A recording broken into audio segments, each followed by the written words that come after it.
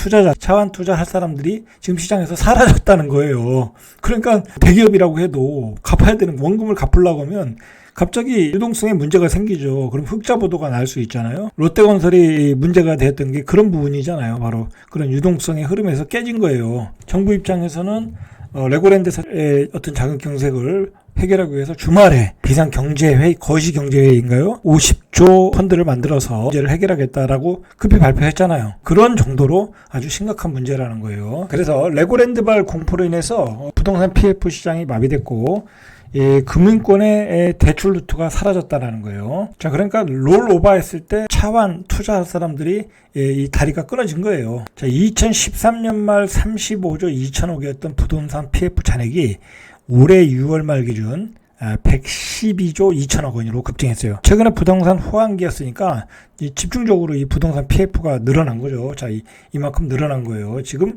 6월 말 기준 112조 2천억이다라는 거예요. 이 금액만 해도 이 정도 금액에서 부실이 많이 드러나기 시작하면 이게 문제가 될 수 있다라는 거예요. 지금 부동산이 버블이 꼈잖아요. 그 버블이 무너질 때 이런 112조 2천억 중에서 부도나는 금액이 크게 나올 수 있다라는 얘기예요. 자, 23일 금융투자협회에 따르면 이달부터 12월 말까지 자산유동화증권을 제외한 회사채 만기 규모가 13조 2,452억, 그 다음에 내년 상반기 1월부터 6월까지 만기가 돌아야 하는 회사채 규모가 40조 7,830억, 자, 합하면 54조 282억, 여기에 자산유동화 증권을 포함할 경우 내년 6월까지 73조 5,894억 원. 자, 이게 이제 만기 금액이에요. 금액을 인수할 사람이 없으면, 인수할 투자자가 없으면, 롤오버가 안 되면 이제 문제가 크게 생긴다라는 거예요. 73조 5,894억. 자, 지금 이게 자금의 흐름이 잘못된 게 지금 어디로 지금 돈들이 다 빨려 들어가냐면 은행으로 빨려 들어가고 있는 거야. 자, 은행은 왜 돈을 빨아들이고 있는가는 뒤에 나와요. 지금 자금 경색 진원지는 은행인데, 자, 기준금리가 올리다 보니까 회사채 발행을 통해서 자금을 조달을 한 거죠, 기업들이. 자, 근데 지금 회사채 시장이 막혔잖아요. 심지어 LG U% 판매하려고 했던 채권들이 다 팔리지 않았고, 그리고 하나솔루션은 팔지도 못했고, 그리고 우량한 기업들도 지금 채권을 소화를 못하고 있어요. 그러니까 필요한 자금을 은행에서 지금 자금 조달하고 있다라는 거예요. 그러면 은행은 많은 돈이 필요하겠죠. 자, 그러니까 은행들이 예금금리를 막 올리는 거예요. 예금금리를 한 5%까지 올렸잖아요. 그래서 돈을 다 빨아들이고 있는 거예요. 지금 그냥 일반인들이 5% 금리라고 하니까 그냥 은행으로 다 들어가고 있잖아요, 지금. 그러니까 지금 주식시장이 갈 수가 없는 거예요.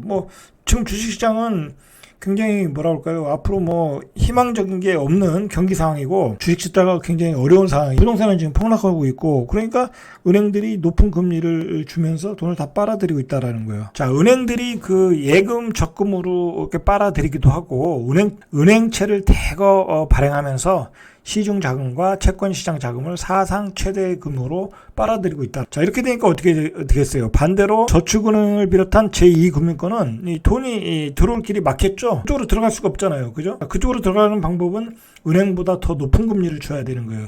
은행이 5%면 저축은행이 6%를 지금 주고 있잖아요. 그러니까 6% 주니까 또 그쪽도 마비가 됐죠. 인터넷으로 신청하려면 또 서버가 다운되고 있잖아요. 은행과 저축은행에서 나타난 현상들이 이러한 이유 때문에 그래요. 먼저 은행이 돈을 다 빨아들이고 있고, 은행이 빨아들이니까 저축은행도 그보다 높은 금리로 돈을 지금 빨아들이고 있다라는 거예요. 이 두 군데로 돈이 지금 가고 있는 거예요, 지금. 자, 올해 들어 이달 20일까지 불어난 5대 은행 정기 예금만 141조 5,155억 원이라는 거예요. 그러니까 요즘 이제 금리가 올리니까 은행 예금 금리 급등의 영향이죠, 이거는. 당장 자금 조달에 큰 어려움을 겪는 곳은 저축은행이다. 이에 따라 저축은행들도 최근 일주일 사이에 부랴부랴 예적금 금리를 6%까지 올렸다. 23일 금융권에 따르면 5대 은행 KB, 신한, 하나, 우리, NH동협 20일 현재 정기 예금 잔액이 모두 796조 4,514억.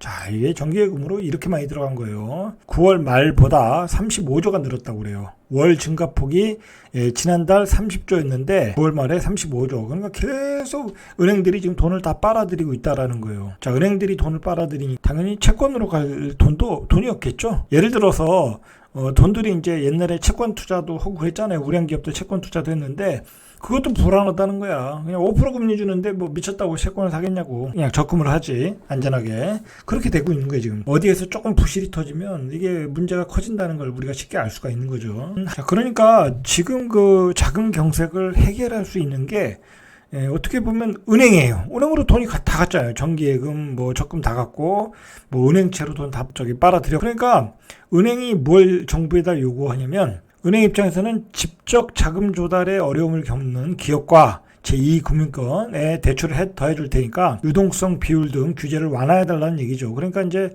LCR이라고 그러는데 이 뭐랄까 지급 보증 비율이라고 해야 되나요? 자, 이걸 낮춰달라는 거예요.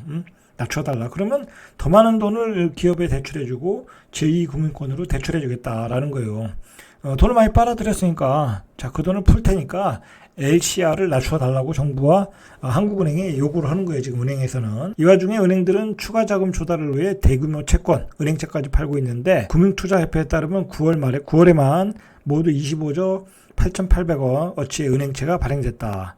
월별 은행채 발행액으로는 역대 최대 기록이다. 그러니까 막 지금 은행으로 돈이 다 들어가고 있는 거예요, 지금. 이게 중요한 거예요. 은행으로 다 들어간 돈이 어떻게 나올 것인가라는 게 중요한 거예요. 자, 10월 들어서도 이미 20일 사이에 16조 4,700원어치의 은행채가 또 발행됐다. 이에 따라 전체 발행 채권 대비 은행채의 비중이 금액 기준으로 보니까 20일 현재 43%라는 거. 그러니까 시중에 43% 돈이 뭐 이제 채권이나 채권 형태로 발행되는 돈이 은행으로 다 빨려 들어가고 있는 거야. 은행이 왜 이렇게 자금 확보를 하고 있냐, 많은 자본을 확보하고 있냐. 얘는 몇 가지 이유가 있다고 그래요. 자, 우선 채권을 통한 직접 자금 조달에 실패한 기업들의 대출 수요가 갈수록 늘어나고 있다. 아무리 예금 재원이 많다고 해도 은행 입장에서는 추가 자금을 확보해야 될 필요가 있다. 이 정기예금과 달리 뭐 요금을 수시 입출식 원가성 낮은 금리 예금에서는 계속 돈이 빠져나간다고 해요. 그러니까 들어오는 돈도 많지만 이런 그 낮은 금리 예금에서는 계속 돈이 빠져나가니까 은행 입장에서는 계속 돈을 확보해 나가는 그런 것도 있는 것 같아요. 앞으로 이제 경기 침체가 오고 금융위기, 경제 위기가 오면 그 제일 문제가 되는 데가 은행이거든요. 금융계거든요. 그런 거에 대비해서 은행들이 지금부터 돈을 확보해 나가는 것 같아요. 어떻게 보면 그 이런 경기 상황, 어떤 기업들의 경영 상태 그런 것을 제일 잘하는 데가 은행인데 미친 듯이 돈을 빨아 들어간다는 것 자체는 좋지 않은 징후가 보이지 않나 뭐 그렇게 생각을 해요. 자, 이게 문제는 뭐냐면 그러니까 은행에서 은행채를 발행해서 돈을 빨아들이는 거는 뭐냐면 대출금리의 중거 기준금리가 되는 거거든요. 그러니까 앞으로의 대출금리가 은행채 금리가 올라간다는 것은 대출금리가 올라간다는 거야. 전세대출금리, 주택담보대출금리 그게 올라간다는 거야. 문제는 은행채 발행이 늘면 수급 불균형으로 채권금리를 끌어올려 대출금리가 오르게 된다는 거예요. 자, 은행채를 빨려들면 기타 채권 금리가 오르잖아요. 자, 그렇게 되면 전체적으로 다른 금리도 다 올라가게 된다는 거야. 자, 은행 이자가 상승한다. 전세 대출 금리 거의 7%라고 하잖아요. 7% 받고 전세 받기가 쉽지 않겠죠. 그러니까 전세값 상승이 어려운 다 월세로 가는 이유가 그런데 이유가 있는 거예요. 자, 이렇게 어떤 금융시장의 흐름을 읽어야지 앞으로의 어떤 그 돈의 흐름이 보이는 것 같아요. 바로 이 은행채의 금리라는 게 이 주담대의 중거 금리가 된다는 거예요. 은행권의 고정형 주택담보대출은 은행채 5년물을 기준으로 한다는 거예요. 근데 은행채 금리가 계속 올라가잖아. 그러니까 주담대 금리도 계속 올라가죠. 그죠? 기준금리도 올라가지, 은행채 5년물도 올라가지, 주담대 금리도 올라가는 거지. 신용대출은 6개월물을 중거금리로 한다. 그러니까 신용대출은 또 짧아. 6개월 중거 기준금리야. 그러니까 신용대출은 더 올라간다는 거지. 더 빠르게 변동성이 심하다는 거지. 실제로 은행 정기예금으로 운영되는 특전 금전시탁 수익권을 기초로 한 일부 유동화증권 유통금리는 유동화증권은 말 그대로 위험이 큰 거잖아요. 위험이 크고 이게 짧게 거래되는 거잖아요. 만기가. 자, 이런 금리는 20%에서 30%라는 거. 이거 사채금리지. 자, 이렇게 되면 이제 기업들이 버티기가 어렵겠죠. 왜냐면 이제 그 금리는 이제 기업들이 내는 거니까. 이래서 이게 시장이 지금 굉장히 위험한 상황이라는 거야. 자, 이거 심각한 문제 같아. 기업들이 지금 심각한 상황이에요, 지금.